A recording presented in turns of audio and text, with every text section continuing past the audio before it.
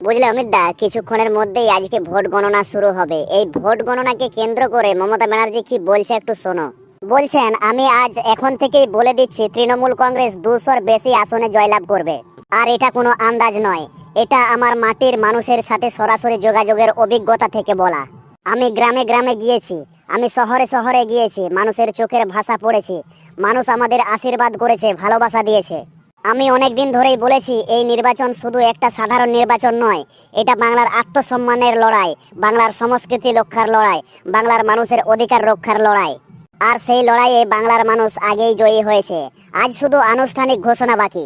বিরোধীরা অনেক চেষ্টা করেছে, টাকা দিয়ে, ভয় দেখিয়ে, মিথ্যা প্রচার করে, কিন্তু বাংলার মানুষকে কেউ কিনতে পারে না।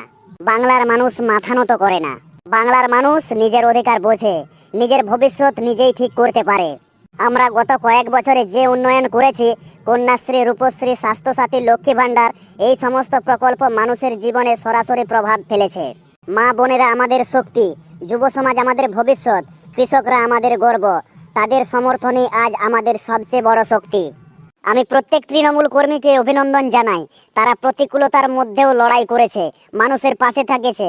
অনেক জায়গায় তাদের ওপর অত্যাচার হয়েছে, কিন্তু তারা পিছিয়ে যায়নি। এই জয় তাদের জয়। আমি বিরোধীদেরও বলতে চাই, বাংলার মানুষ বিভাজনের রাজনীতি পছন্দ করে না। ধর্মের নামে, জাতের নামে, ভাষার নামে রাজনীতি এখানে চলবে না। এখানে চলবে উন্নয়নের রাজনীতি, মানবিকতার রাজনীতি। আজকের এই ফলাফল শুধু একটা দলের জয় নয়, এটা বাংলার মানুষের জয়, গণতন্ত্রের জয়। আমরা আরো বেশি দায়িত্ব নিয়ে কাজ করব, আরো বেশি উন্নয়ন করব, যাতে বাংলাকে দেশের সেরা রাজ্যে পরিণত করা যায়। আমি আবারও বলছি, 200-র বেশি আসন নিয়ে তৃণমূল কংগ্রেস সরকার গঠন করবে। যারা সন্দেহ করছে, তারা একটু অপেক্ষা করুন, ফলাফল বেরোলেই প্রমাণ হয়ে যাবে।